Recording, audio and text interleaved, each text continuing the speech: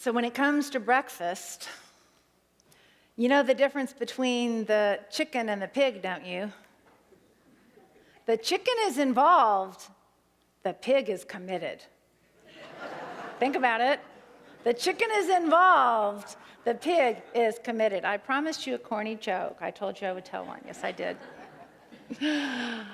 So we're talking about commitment today. The power of yes is our theme.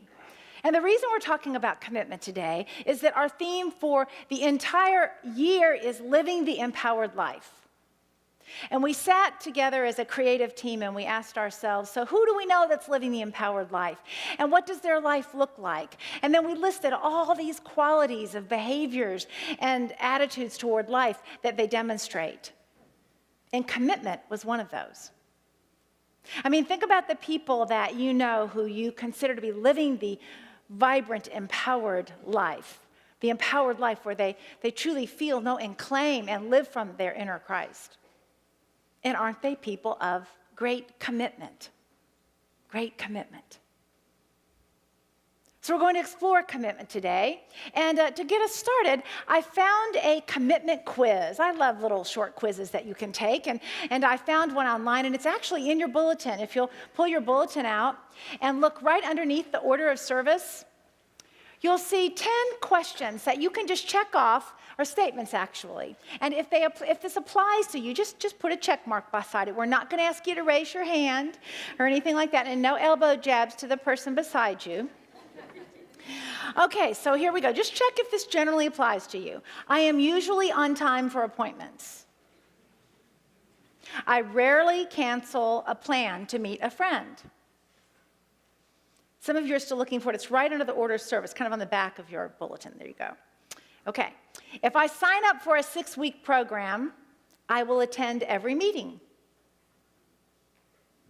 If I were working on a project due in the morning, I would stay late to finish it.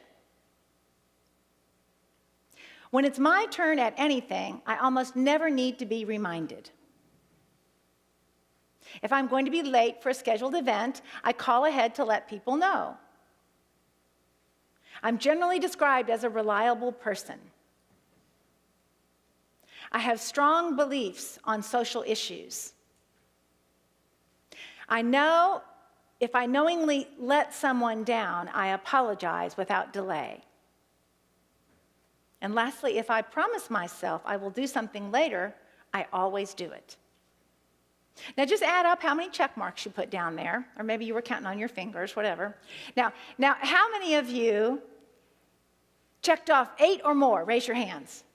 Oh, wow, we've got quite a committed congregation. That is awesome. Now, this is about enhancing awareness. It's not about saying, oh my, you had to check off 8 or you're not committed. It's about just noticing how commitment lives and moves in your life. What does it look like in your life? And I'm going to give you a few steps here today to help you establish commitments in your life and to help you grow that commitment muscle. See, the thing about commitment is that it is like a muscle. Each time you make and fulfill a commitment, then you're more able to make the next one. Okay, so the first step to making a commitment, you may want to write these down, and you can do that in your bulletin. There's a section, or there's always notepads in the pew racks. So the first step to living the committed life and making commitments is to know your priorities. To know your priorities. Because see, here's the thing. How can you make a firm yes or no if you don't know what's really important to you in life? And so I'm talking about the big picture priorities in life, and I'll give you a sense of what I strive to have as my top 4. The key word here is strive. In this order: God, self, family, and work. Now, Brian is being very polite in the back row, and he's not laughing because he knows that I don't always live up to that. But that's my intention: God, self, family, and work, in that order. Because here's the thing: if you put God first, then everything else falls into place. You know what I'm talking about. When your meditation life is really humming, when you're showing up at church regularly, when you're serving God and the community and so forth, when you're doing all those things to build your relationship with God, then everything else, no matter what challenges come your way, everything else kind of falls into place. So even though these are my priorities, I would invite you to entertain that God should be number one, putting God first. And then second for me, being self-care and taking care of myself. Because what I've come to learn is that if I'm not putting God first and I'm not taking care of myself, then I am just no earthly good to anyone. I can't show up for my family or show up at work, not very effectively, if I am dragging and haven't taken care of myself. So again, I would invite you, you got to come up with your own list, but I think putting God first and self second is a pretty good hierarchy there. Then third for me is family. You know, the family are the people I'm going to be with forever. They're the people that have been with me forever. And I do my darndest to make them a priority in my life. And then lastly is work. Now, sometimes it gets all turned around. I love my work. I love it. And sometimes it gets number one, and sometimes it should be, because sometimes you have conflict in terms of your priorities. You know, they're all up at once, right? Does that ever happen to anybody else? They are all up at once sometimes. I'll give you an example for me. Just last weekend, you know, Easter weekend is a pretty big weekend for ministers. There's the Good Friday service, there's the Sunday morning service, and you know everybody's going to be there, so you want to be sure you give a really good lesson and all of that. So Brian knows that when it comes to Easter weekend, I'm pretty much unavailable. I mean, everything's about the church. That's the way it is that weekend. It's not always that way, but on Easter weekend, that's the way it's going to be. So last Monday a week ago, we get a call that my nephew's coming into town on Saturday. Now, this is a nephew that has lived in California all our lives. So I've only seen him maybe 10 times, maybe 3 hands worth, maybe 15 times in his whole life. But he's now going to college down in Fort Worth, and he and his friends were coming in town for the weekend. And, you know, I just had to check within, but not for very long. I knew I had to see my nephew. I mean, that's just the way it was going to be. The voice of God within said, you got to find a way. And you know how teenagers are. Here's the thing about teenagers. First, we thought he was coming for breakfast, so we had all the stuff ready for breakfast. And then no, he's coming for lunch. But when you live with someone like I do, who had just fixed a brisket the day before, we were all in good shape. So he came over with his girlfriend. We spent a couple hours Saturday afternoon together. It was wonderful, and it all worked out. But sometimes your priorities collide. And it's important to know what your priorities are. It was important for me to realize that family really was important, that family really was even more important than work. Somehow I had to put the two of those on level playing field so that I could do what was really important to me last weekend. So, number one step is know your priorities. You figure out your own sequence. Yours may not be God, self, family, and work. Yours may be something else. Step 2. Now, this one is going to sound counterintuitive. Step 2 to being a committed person is learn to say no. Learn to say no. Because here's what I want you to know. Your yes is only as good as your no. If you can't say no, then your yes isn't meaningful. We all know people that we can really trust. And when they say they're going to do something, they do it. Right? You know you're not going to have to remind them. When they say, I will, you trust them. You know that that's going to happen. And you also know about those people that they're the same kind of people that can tell you no, who can say, I'm sorry, but I can't right now. Right? They know how to say no. But then there are other people, I'll put myself in that category, because sometimes the truth is, I always want to say yes. I always want to say yes. And so sometimes I say yes just because I can't say no. Sometimes I say yes because I just want to believe that I can do it, right? I want to believe that I can meet all the deadlines. And so I say yes anyway. And then it comes back to bite me. And one of the reasons I know from my own self is that I grew up in a family that didn't particularly understand how to set boundaries. I didn't see that modeled. Our motto was, be successful. And be successful at everything.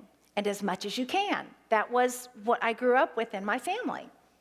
And I remember a time, I was about 15 years old, I remember because I couldn't drive yet. I was still having to either walk or have somebody take me. So I had my first part-time job. I was so proud of it. I could walk there after school. And I'll date myself for you a little bit. This was back before computers, and I was working for a realtor. And so the way that the realtor knew what houses were on the market was they got 3x5 cards on every house, and my job was to take the new 3x5 cards for the new listings and file them appropriately in zip code order and remove the ones that had sold the week before. Yes. I say yes to life. So anyway, it doesn't sound like much of a job, but I loved it. I was proud to have it, and every afternoon I went over to the realtors and, pulled and filed the little cards. Well, that was all well and good. Until I got the lead in the school play. You always wondered why I was so melodramatic, didn't you? It comes naturally. So anyway, so I went to my parents and I said, I don't think I can do it all. I don't think I can keep my grades up and go to work every afternoon and go to rehearsal every night. I think I'm going to have to let go of something. And they said, you know what? We believe in you. We think you can do it all. I said, oh, well, okay, I guess I can. And so I did. And I did do it all. And it had its toll on me. It took its toll on me. And what I realized recently when I was reflecting is that attitude of, yes, you can do it all. That's on the one hand, they were encouraging me, and that was a good thing. It's what you want your parents to do. On the other hand, it just added one more bar for me to achieve. One more reason for me to say yes to whatever would come along. So I don't know where you are on the whole scale of things. Is there anybody else out there that sometimes say yes just because you want to, but you really can't? Well, some of you are poking one another now. Here go the elbows. Okay, I see it. I understand the elbows. I won't say who. They just laugh the loudest. So the key is to learn to say no, and that's a process. It's a process to learn to say no. But if your priorities are such that it's God, and you're listening to God in your meditation time, and good self-care, then you'll be able to make clear commitments which require the ability to say no. Okay, so that's number 2. Now, step number 3 is to let your word be your bond. Another way to put that, Don Miguel Ruiz says in his book, The Four Agreements, be impeccable with your word. We don't hear it as much anymore as we used to hear it when somebody would say, I give you my word. I give you my word when I make a commitment. In other words, my word is my bond. And I was reminded about that phrase when I was reading recently a blog by one of our church members, Lee Harris. He writes a blog called An Entrepreneur's Words to Live By. And he wrote a post on commitment. And here's what he said. He said, if we say to ourselves, I will try, or I think I can, that's not really a commitment. When we say, I will, it is.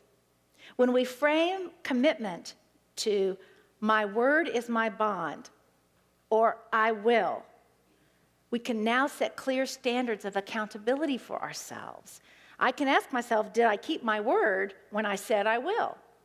And this is a very easy question to answer. It's either yes or no. So this is not about, oh, shame, shame, if you haven't kept a commitment. Everybody in here has not kept a commitment before. It's about just becoming mindful of what it means to live an accountable, committed life. So Brian and I watch a show on TV called The Haney Project. Anybody else here watch it? Once again, Fred, you're the only one. No, there's 2 more back there, I see. Okay. We got 4 of us, 5 of us in the room now, because Brian's here too. So The Haney Project is a reality TV show about Hank Haney, who is a golf coach. A successful golf coach. He's coached some of the names that you would recommend. And he formed this reality show where he coaches in golfing celebrities. People like the basketball star Charles Barkley or the comedian Ray Romano. These are people for whom golf is not their first specialty, but they want to get better at golf. So the way it works is every season, he's got some celebrity. This season, it's Michael Phelps. And as the season progresses, you watch the golfer, in theory, progress. But what Michael Phelps, right? The Olympic swimmer that won all the medals this last year, has won more medals than anyone else. So they'd been at it a couple of weeks, or at least a couple of episodes. I don't know how much time spanned between the episodes. And in one of the episodes, it was pretty clear Michael Phelps was not getting any better. And he's a huge, great athlete. So Haney says, Michael, are you committed to this? Because I know you understand commitment.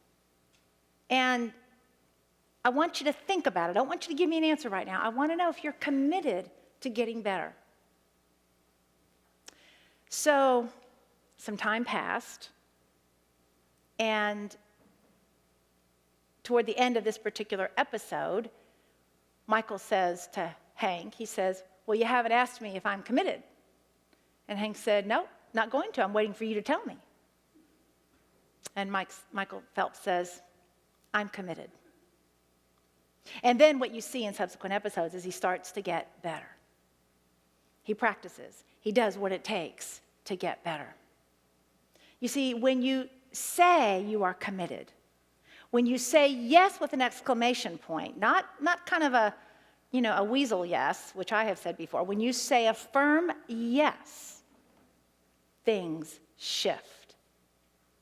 Things shift. And then your word becomes the truth. We know in unity the power of the spoken word, don't we? We know the power of the spoken word, and we know the power of our thinking. So when you say it and you mean it, things shift. And that brings us to the fourth step of making a commitment. And it is to trust the universe. Trust the universe. Because it's amazing what can happen when you say yes with conviction and you mean it.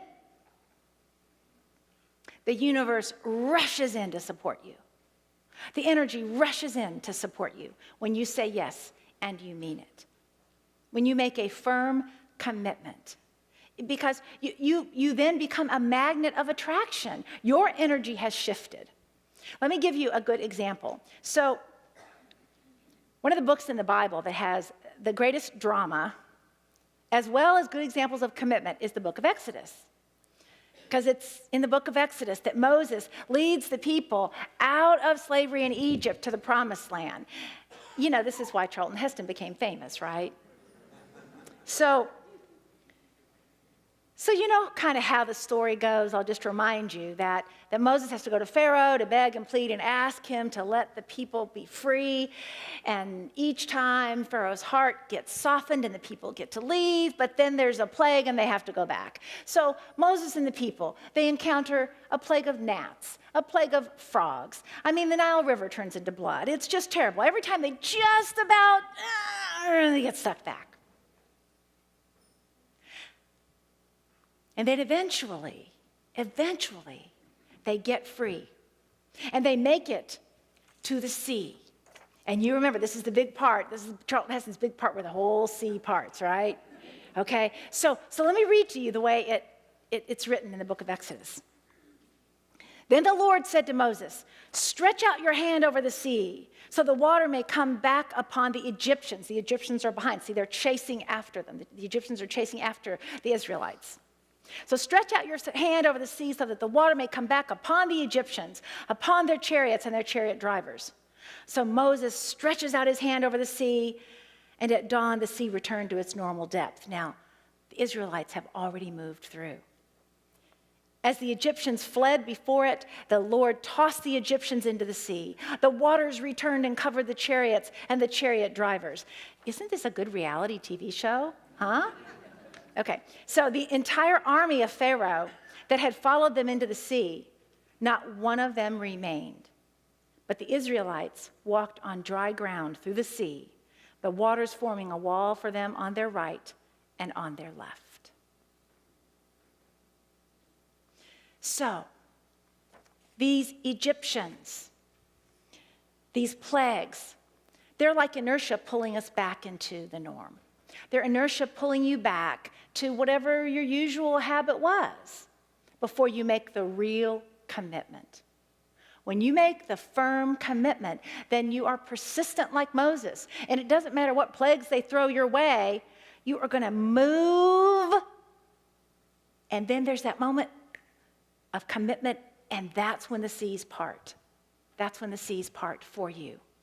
And it takes persistence, and it takes determination, and it takes commitment in your heart. It takes conviction in your heart. Commitment is like a muscle. Each time you fulfill one, you are more able to fulfill the next one. So we have an affirmation for you to speak.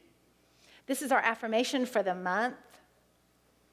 All about commitment. I'm going to invite you to speak it with me. With strength and conviction, I stand in my truth. Together, with strength and conviction, I stand in my truth.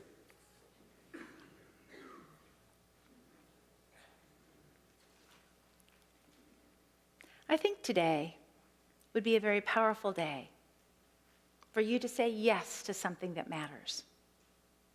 For you to make a commitment and say, I will. So I'm going to invite you into this field, this energetic field of commitment. A little bit earlier in the meditation, Robin said that we are surrounded by prayer warriors, everyone here filled with faith.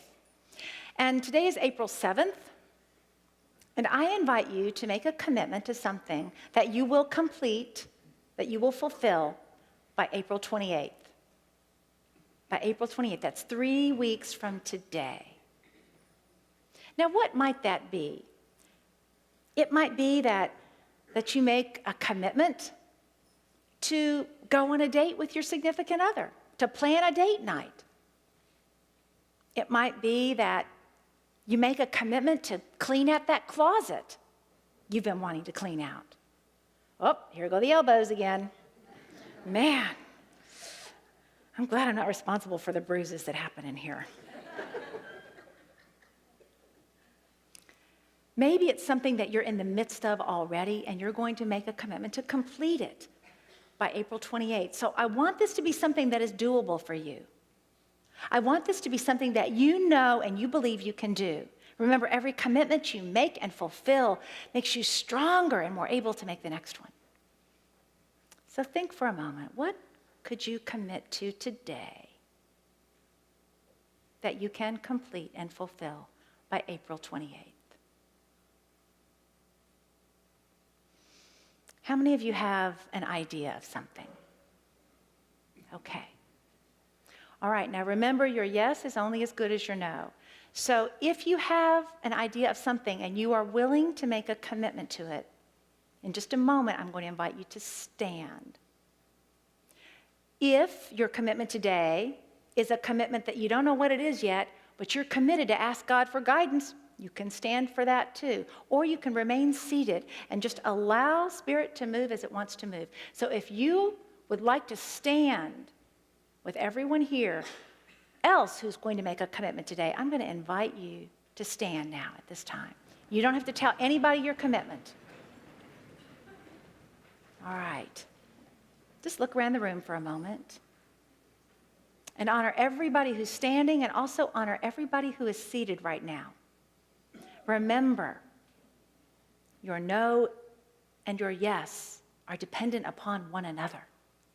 All right, so with that idea of commitment in your heart, whatever it is that you're going to commit to complete by April 28th, I want you to see it done. If it feels easy for you to close your eyes and just imagine in your heart, just see it done.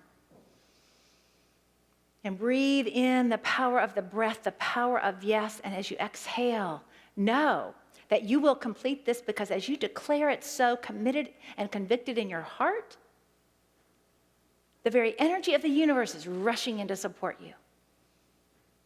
And I invite you now to open your eyes, and if we could have that screen again of our affirmation for commitment, I'm going to speak it and invite you to repeat after me. With strength and conviction, I stand in my truth. Together, with strength and conviction, I stand in my truth. Once again, with strength and conviction, I stand in my truth. And now repeat after me 3 times. I say yes. Together, I say yes. I say yes. I say yes. Awesome. Awesome. The energy you feel in the room right now, that's the energy of yes. When it's comfortable, I invite you to have a seat. And I want to close for you today with one of my very favorite set of words on commitment. W.H. Murray had this to say: until one is committed, there is hesitancy, the chance to draw back, always ineffectiveness concerning all acts of initiative and creation. There's one elementary truth, the ignorance of which kills countless ideas and splendid plans: that the moment one definitely commits oneself, then providence moves. The moment one definitely commits oneself, providence moves. And providence, that's another name for God or the universe, okay? So the moment you make a commitment, providence moves. He goes on to say, all sorts of other things occur to help one that would never have otherwise occurred. A whole stream of events issue from the decision raising in one's favor all manner of unforeseen events, meetings and material assistance, which no one could have dreamed would have come their way. You can't know how the universe is going to support you until you make the commitment. One more time, let's close with speaking the words, I say yes. Together, I say yes. And so you do. God bless you.